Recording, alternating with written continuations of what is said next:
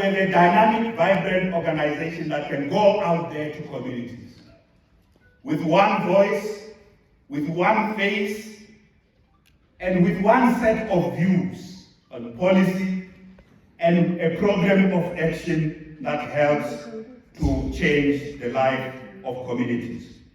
So in the true traditions of the ANC conference, so when you have a conference, there is a sequence of things you must look at. There is a sequence. There's no disorderly approach. So the first thing that a conference of the ANC, a true conference of the ANC, the first thing that it does is to review the strategy and tactics of the ANC. And what's the strategy and tactics?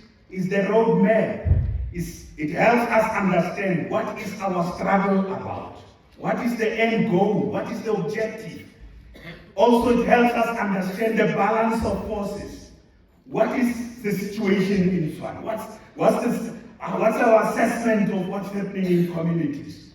What's the balance of forces globally, including what's happening in the world? What are the trends that pose a real existential threat to humanity? Strategy and tactics help us. We start there. Is the number one thing we gathering about. If you gather in church in the name of Jesus, but you know nothing about the Bible,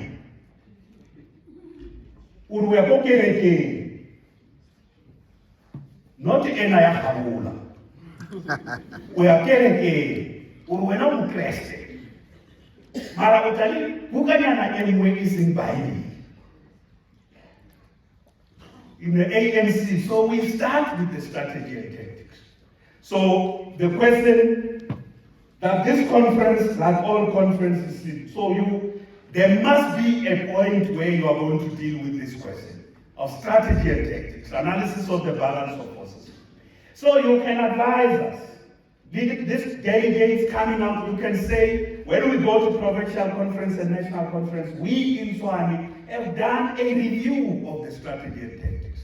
We have done an analysis of the balance of forces. We are concerned about these trends because some of the major trends that are taking, COVID-19 is a global issue. The pandemic is affecting every country. We have other trends, climate change, the climate crisis is a global issue.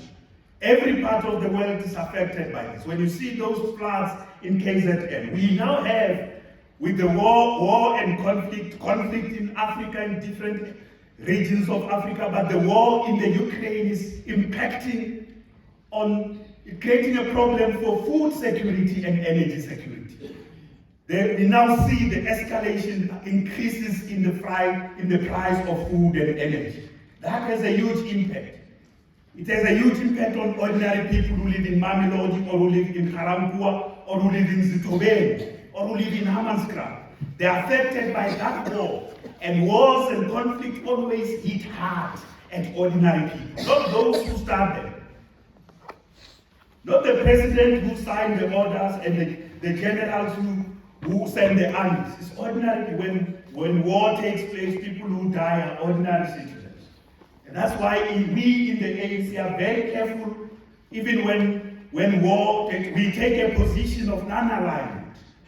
We take that position because we know what conflict can do. We don't just rush, you can put pressure on us. We don't just rush to want to join this side or that side. We insist there must be peace. Because development can truly only happen when there's peace. So strategy and tactics also deal with other important issues. And as we speak now, we have the impending global recession. We have a serious challenge in the economy in South Africa. We see that huge unemployment. We've got other serious social ills outside an economy that's not performing adequately. Too many people unemployed, principally structurally. Black people still excluded from that economy. But we also have other challenges. We've got huge crimes against women, gender-based violence. The women of Tshwane are expecting, rightly, not wrongly, that this conference will come out of, will sit and deliberate on what to do with gender-based violence. Young people in Tshwane, who are at the periphery of the economy, many of whom are unemployed, rightly expect that if it's truly a meeting of the ANC, a conference of the ANC, those young people expect that this conference will come with a program on what to do. Even if we are not in power in Tshwane, we know we are not in power. That's the first point of strategy and tactics and balance of forces assessment, the reality that in Tshwane we are not in power. We have a coalition government there, but it's a coalition government that never takes anything that comes from the core communities in Tshwane. It never deals with the issues affecting the core communities outside the suburbs. That coalition government is not going to address the fundamental issues of service delivery, infrastructure issues in the communities, issues that affect the large section of the population. So we've got to get our house in order. We've got to organize ourselves and get our house in order and map a way forward around how do we regain. How does the ANC in Tshwane? This conference must have very clear set of decisions on what is the road to recovery, what is the road, the path back to power. This conference of the ANC in Tshwane needs to address that. How do we win back public confidence of the people of Tshwane? How do we regain trust? So this conference is so in the following sequence, therefore, a conference of the ANC deals, number one, with strategy and tactics.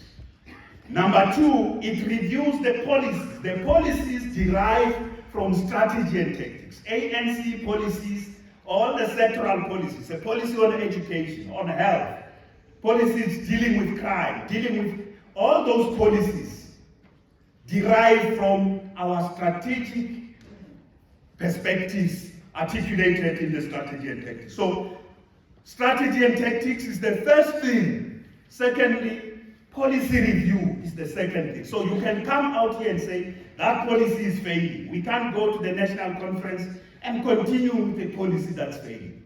You can only do so if you have been in a conference. And the third issue, so in this sequence, strategy and tactics, policies, and organization, in that sequence. So the third thing you deal with at a conference of the ANC is an assessment of the state of organization. I want to emphasize, Congress, the sequence is not a mistake.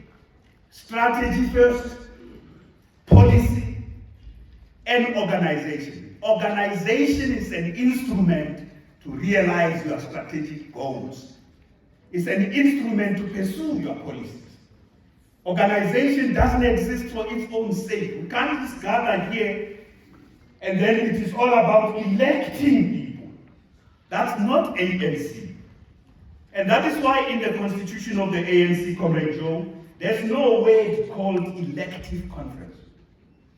I know you get influenced by people who talk about elective conference. Ayikho leyo nto.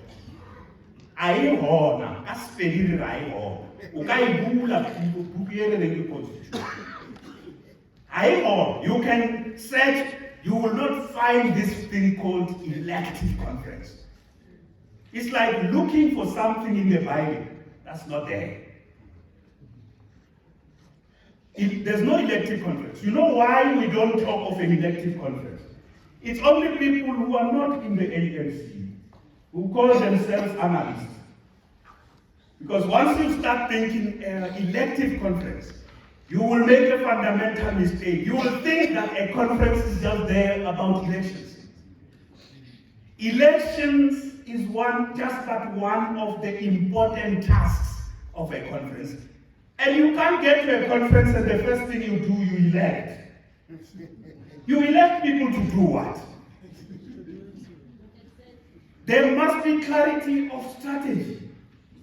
There must be a sense of policy. There must be a sense, these are the people who must implement these resolutions, this program. We are distorting the way the organization works because That's why we get to a conference, all we sing about is our own preferences. The ANC, I said, what exists is preferences. We are not here to rebuild a movement and earn and win public confidence and earn the confidence. We think that, yabona, wafa wafa. We turn elections into the be-all and end-all, the alpha and the omega of the Congress. No, elections are not the alpha and the omega. Strategy and tactics and policy, and therefore leadership taken together, all of them, in that sequence, are the alpha and omega of an ANC, a true ANC conference. If you get the sequence wrong,